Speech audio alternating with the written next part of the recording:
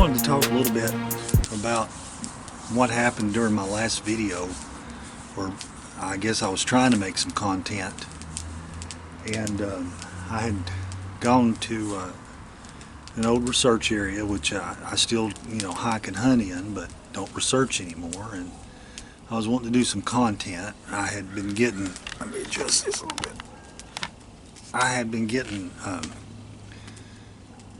emails concerning how do I know that the Sasquatch are on my property or in the area I hunt, and so I'd kind of already done some videos to this, but I wanted to do another video where I show some of the more common things that you can look at, like some of these structures, that show up that just let you know that they're in the area, and this, just to be aware, nothing, to panic about. That just, but it would hopefully answer those people's questions about, well, how do I know? I see this X here or just there. What's legit and what's not? So that was one of the things I was going to do while I was hiking that day, last Saturday. But things kind of went a little crazy and a little sideways, and we'll let the guy on the motorcycle come by. So things got a little crazy, and it's a prime example of just what happens to people who have experienced these beings. And so I thought I would, not just throw away the footage, because I did get at least a little bit done about how to determine whether a tree arch is legit or naturally made, but it also is a good example of just what it's like to be one of the thousands who have had encounters with these things and have ongoing things happen. And they're not overt things, but they're just things that they do that and it all circles back around to people like, if I tell people this, they'll think I'm crazy. But I know, what happened to me was, because this or that was a Sasquatch. And it was, when I got out of the truck last Saturday, it started from the moment I got out of the truck, and I pulled into the parking lot, and I was getting my gear on, and I always still wear the back trail camera, and just do out of habit, and like I say, that's how they follow us, and peeking from behind. So that's the camera where that's where the meat is, and where the business end of the camera is that back trail camera. So anyway, I got out of the truck. I had charged the batteries for 2 days on. I use a GoPro 4K on the gimbal. I have a gimbal that stabilizes it, and it goes on my shoulder and then films behind me. And I get my gear on, get my strap ready, and put it on my backpack. Turn it on. I'm ready to go, and I probably get 30 yards from the truck. I'm still walking in the parking lot. I'm not turned up the trail yet, and the battery dies inexplicably. It was fully charged, and their batteries are almost less than a year old. And so I was like, and at that point I'm like, really? Because I'm already suspicious that a Sasquatch that watches the parking lot has drained, zapped that battery. It's what they do. They have the ability to manipulate electromagnetic and control or manipulate electronic gear. And so, right out of the gate, they killed that battery, that camera. So I have to go back and change that battery out, and then I start in. This battery, thank goodness, keeps going.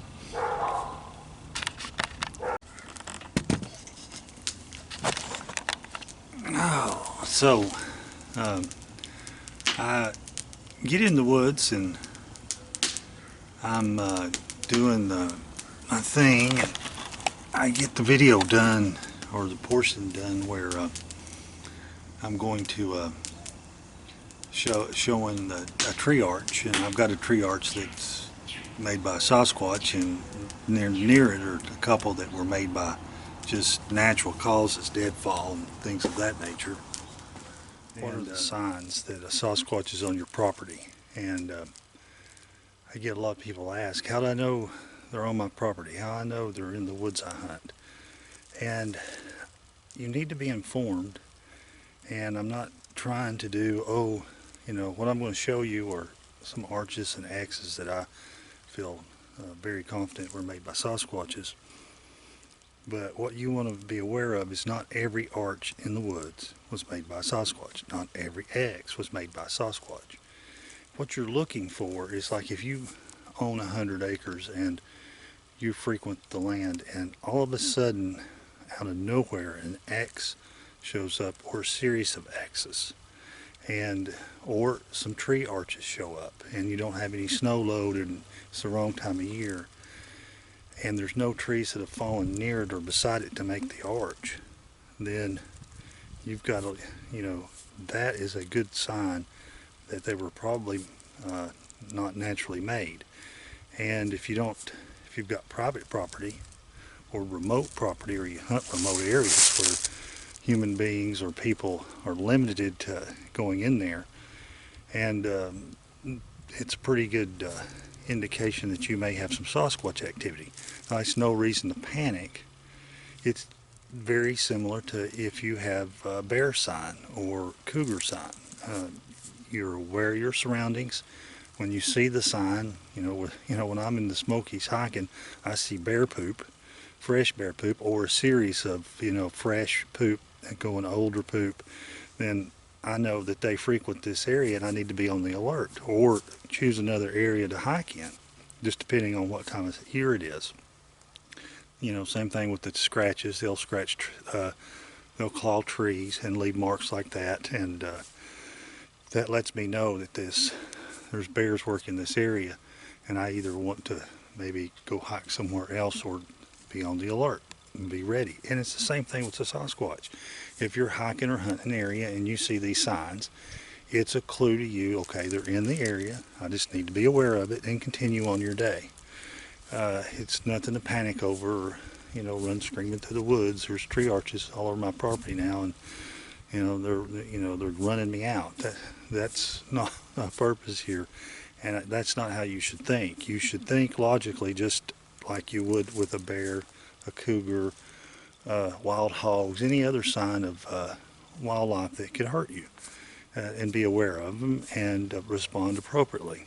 And I've come back to an area that I've hunted, and it's February 6th, so the gun season's closed.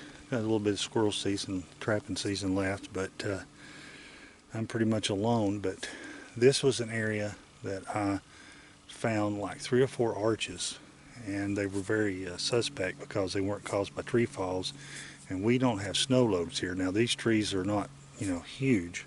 In some places I've seen tree arches made of 5, 6, 7, 8 inch or bigger trees, but usually in my neck of the woods, I live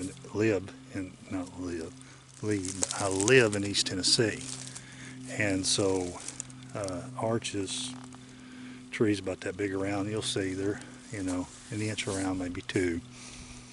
Now, one thing I want to tell you, it was very interesting. Back when I was researching this area very heavily, I had what's known as a feeding station, and basically that's a place where you leave food and other things and try to get the Sasquatch to interact with you. And I had this trail I took every time. I had to be consistent. I was trying to establish some sort of rapport with these things. At the time, I really didn't know what, completely had my puzzle put together and knew what I was dealing with. And it was in early spring, and the dogwoods were in bloom. And up this trail that I went in, there was the hillside I went up before I turned off into the thick stuff. there were dozens of, and they were really pretty big old dogwoods. And I went in there turned in there one morning uh, to go, get some food, check trail cameras and all that. And I noticed that, remarkably, there were like 3 or 4. I think there was 4 of them, and they were about that big around at the base. And they were in bloom, but they were bent over in arches. It's like following. Like there was one where I turned off on the trail, and all the way up the trail probably went 300 yards up the hill and then broke into the left, into some heavy brush and stuff.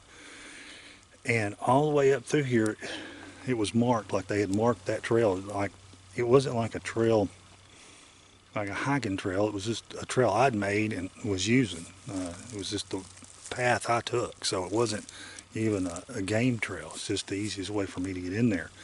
And all along these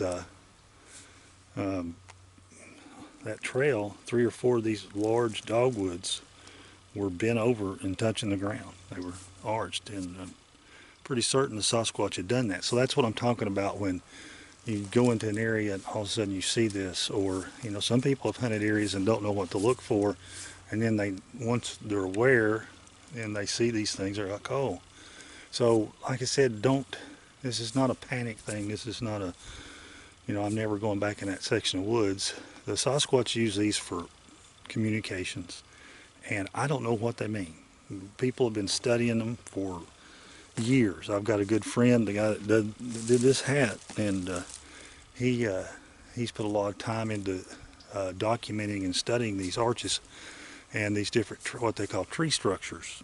And to be honest with you, until we can sit down with Sasquatch and ask him, what does this mean, we don't know. And to be honest with you, in certain areas or to certain groups, different tree structures could mean different things, and the meaning could change. Now I know the Indians used trail markers of like tree structures and X's and different things they would do on the ground. And there's a whole library of that you can look up. Many Native American tribes did that. So it's not unheard of, and it's a way to covertly move about and send others of your kind or your clan, tribe, signals, whether it's stay out or we went this way or there's food in this area or, warning there's people over here. It means something to them. I don't know what it means, like I said, until I can have a sit down. There's no way we're going to know, but using a little common sense, we know they're making them, and it's a sign that they're in this area or have frequented this area before or have moved into this area. And so I'm going to show you, there's a couple that I'm 100% certain, 90 or as certain as I can be, they were made by Sasquatch. And then I'll show you some that were made by trees. You can tell the difference. So right here, okay, so I just recorded 10 minutes worth of stuff that didn't get recorded, so let's start again. So I'm going to go back, and I'm going to show you an arch that was made by trees falling. See this little arch here, and it actually broke off on the wind. You can see these trees fell, grabbed this guy and knocked him over. This one's a little bit more suspect here. Appears to be no trees around it that fell this direction. These little pines here were here, and of course they would have never touched it. And so you got this arch, and I call this, that'd be the first one I'd go, And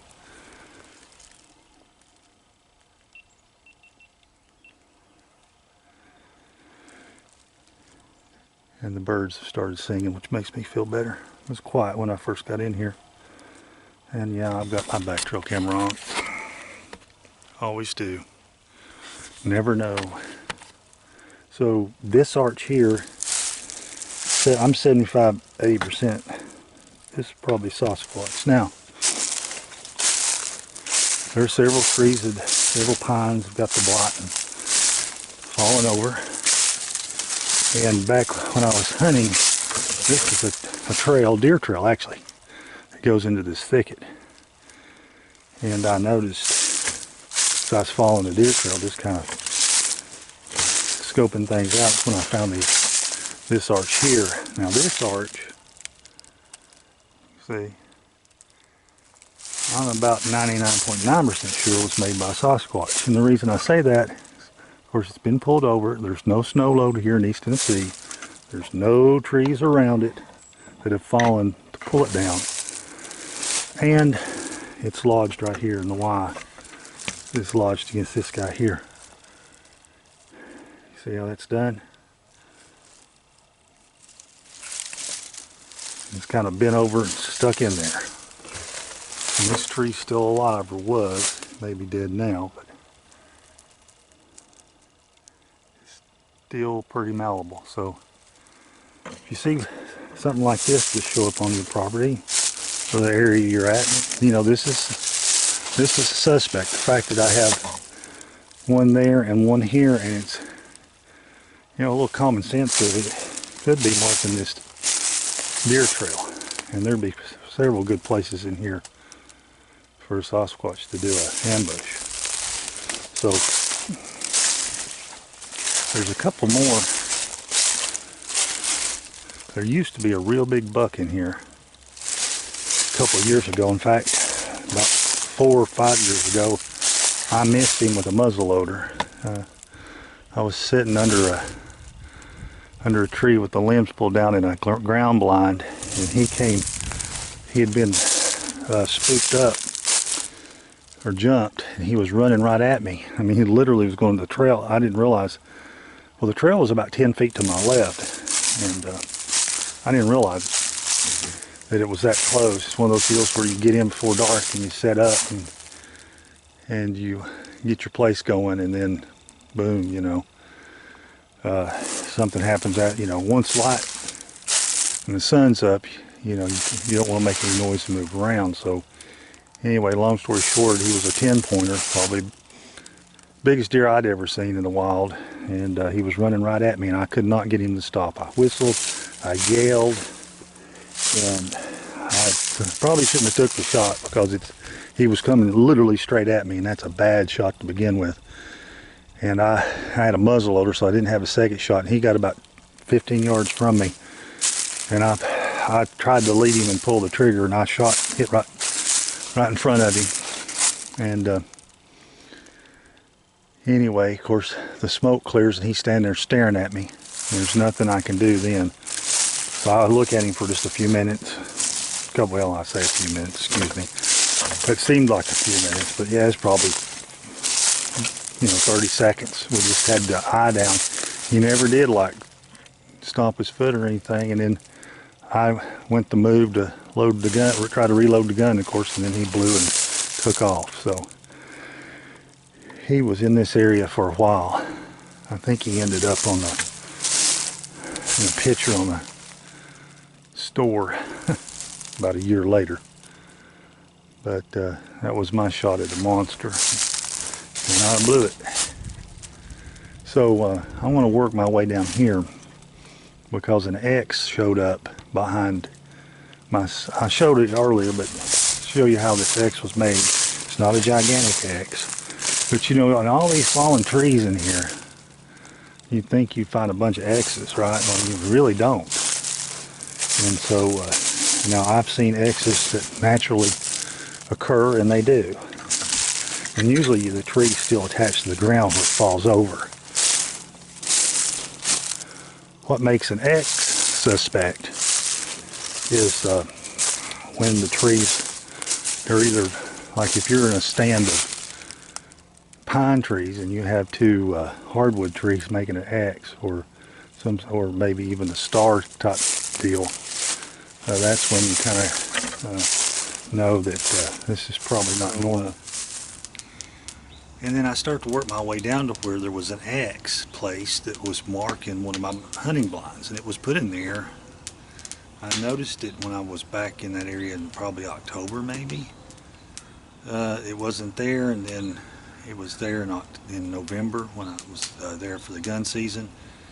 And very odd thing is when I went to find it to show everybody, because it was definitely, you know, placed there. The limbs, there was two limbs about 12 to 15 feet long, or they're probably saplings, not limbs, about that big around, and they were stripped of all, the limbs, and they were just placed there in an X. They didn't fall, and in fact, they weren't.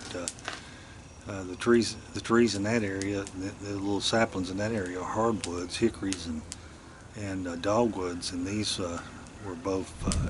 One I believe was a cedar, and one was a pine. And there's none while they're in that area. There's none right there around. So, and I showed that a few weeks ago.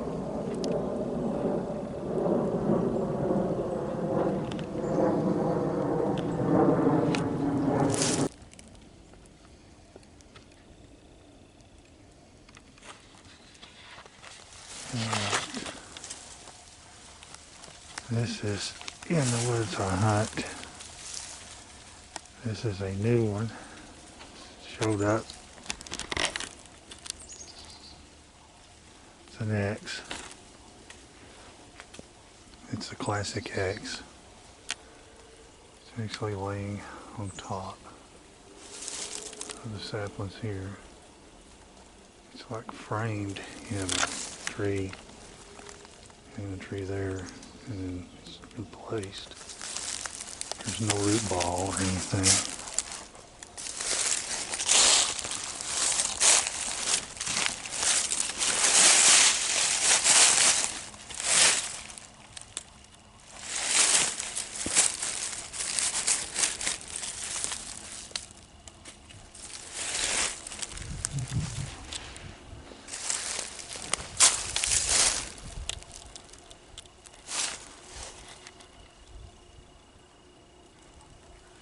And placed like that. And placed in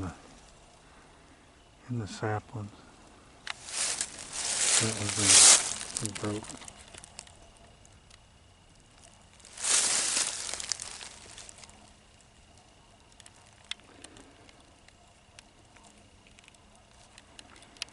Just one of those odd things that happen.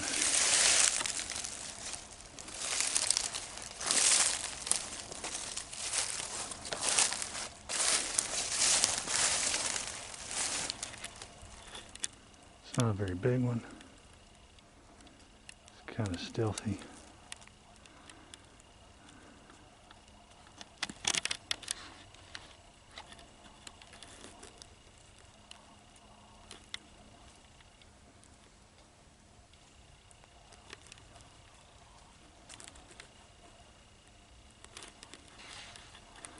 Just find it interesting. One of my stands is right there, or it's a ground blind. This is new, trust me. Pretty new.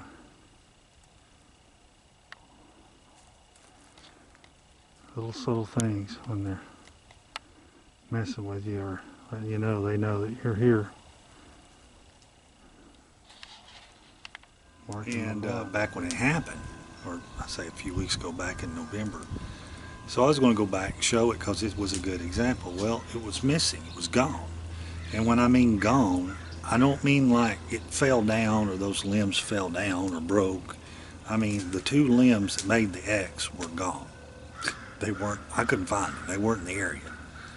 And it's like the Sasquatch knew that, was obviously watching, knew that I took interest, spent all that time video and filming, and made sure that all the evidence was missing. And that's not the first time that's happened. This is just a natural blind I use. Sit right there, I can see these. There's like 3 trails over here, and then there's actually a trail right there, and I can actually made me a shooting lane. I can cover it. So the X, if I can find it, if I haven't tore it down.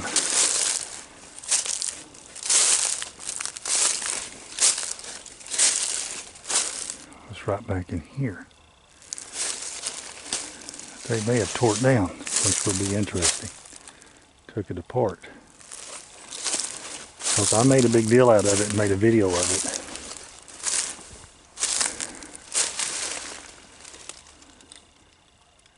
And they sure have. They tore it down.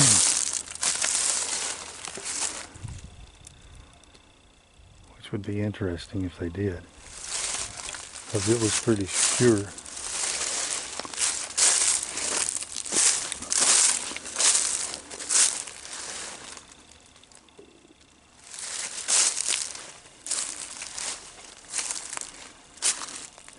Apparently they removed the X, which means I'll have to go back and pull the video of the X that was there and now gone. And that's another sign. If you see a stick structure and then it gets pulled down after you notice it. Let me get down here and take a look, see. I don't see it. It was pretty obvious.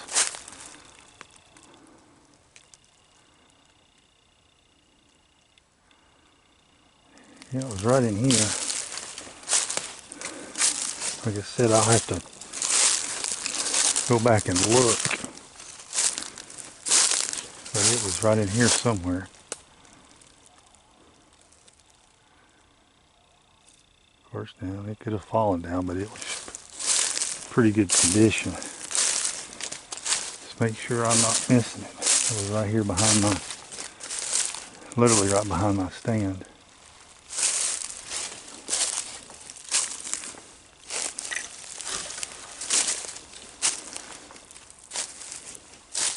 Yeah, very interesting.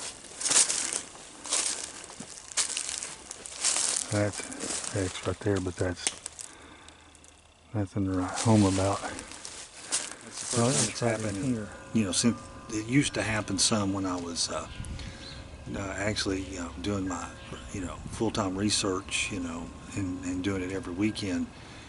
If I would find something like that and take an interest in it, it would disappear the next week, because I went every weekend there for a long time, as often as I could, and whether it was an X or a cross or some rock stack, something made that I was more than sure it was them. If I showed interest in it, not always, but sometimes it would either disappear or get knocked over.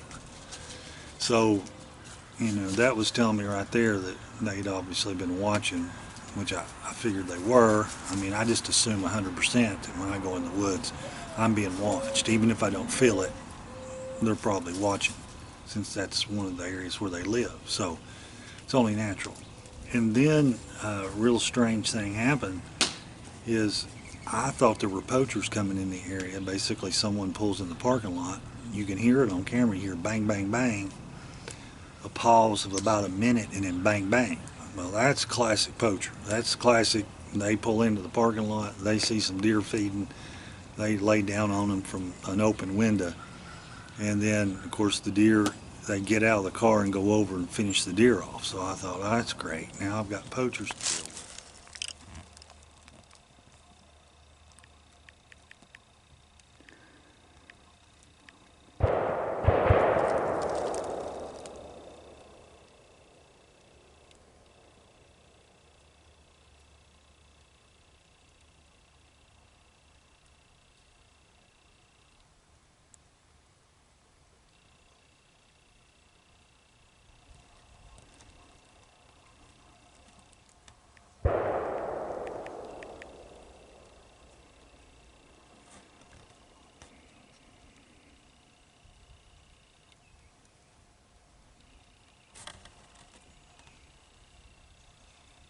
And the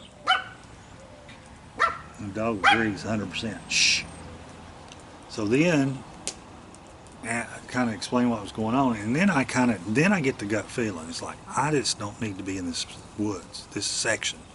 And I was going to leave, and what I had planned to do was sneak out around them and come up where I could look, kind of be hidden and see if they really were poachers. And if they were poachers, I was going to call the police on them. But as I started to work my way around, then it became apparent that they were just shooting. They brought their guns and they'd set up some targets. But The problem was the direction I was going, I could hear, as they were shooting, I could hear the bullets, you know, pinging through the woods. So I'm like, well, I'm not going in that direction. So, and I definitely didn't want to step out while they were shooting. And so, you know, I turned around, went the opposite direction, and just went on a regular hike, and kind of short-circuited my attempt to do a video. But what was interesting that I had 5 batteries for my back trail, and 3 of the 5 went dead almost immediately, and 2 of them, when I was in that area trying to film the content there about the stick structures, the second battery I put in lasted the full time, and then it was getting those batteries for those GoPros die in about an hour, maybe 45 minutes to an hour depending. And so it beeped, and about 45 minutes, more like an hour had gone by, and so I changed it, and it was hot. I looked at it, fully charged, and within 10 minutes it was totally drained. So I changed again, started in the same area, and did the same thing. In about 10 minutes it was totally drained.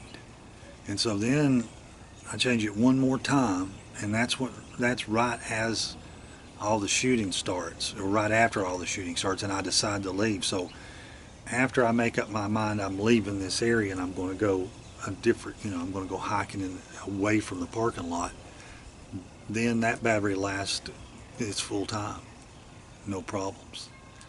And so it's kind of like whatever was watching me was reading my mind and knew when I was ready to leave the area, and I intended to leave the area, they didn't kill my battery, which means there was probably one watching me and wanted to peek at me without the intrusion of the back trail camera catching them. So, that's my story, and I'm sticking to it. And a lot of people say, well, that's crazy, but there's a lot of people, many people that know what I'm talking about. So, to kind of sum it up, I finished my hike, and then got some good footage of just a beautiful February day, and then came on back. But at first I was just going, like I said, toss this, but I thought, this is good, because people ask me how not to be afraid, or how do you handle these things, and that's how I handled it. I went on. I thought it was a good example of how you just make the best of it, and you don't let it get to you. They were there, they were watching me, they got they got to my cameras, or they got the batteries, they ran the batteries down to a Pacific camera, the back trail camera. They didn't do anything to my other camera. Shh, hush now, let me finish this. Dog's barking. But I just found it interesting. So, you had the gunfire, and at first I thought I had poachers, and I was kind of getting, like I said, I had the gut feeling, you just really need to get out of this area here. And, from my batteries going dead to that, it was kind of obvious I needed to move on. And my plan of leaving early also was kind of short-circuited, because the gunfire was coming in the area I was at. So I thought, well, let's just leave the area, go hike for 30-45 minutes, and then when they calm down, from all the shooting and everything, I'll go back. And so I just left that area and went to an open area, beautiful in the place, and I'll put it in the video, in this recreation area.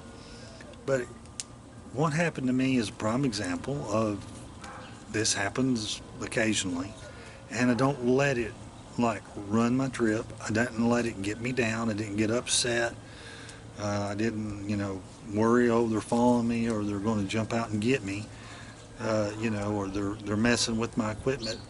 I mean, I recognized what was doing it.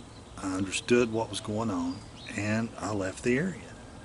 And I still had a great day, enjoyed my hike, got some exercise, got some fresh air, and really didn't think another thing about it. Of course, I'm doing this video about it, but if that would have happened in the normal course, and it's happened many times. It's not the first time similar things have happened like that. As far as my batteries getting zapped and having a gut feeling I need to move on or I don't need to be in this area.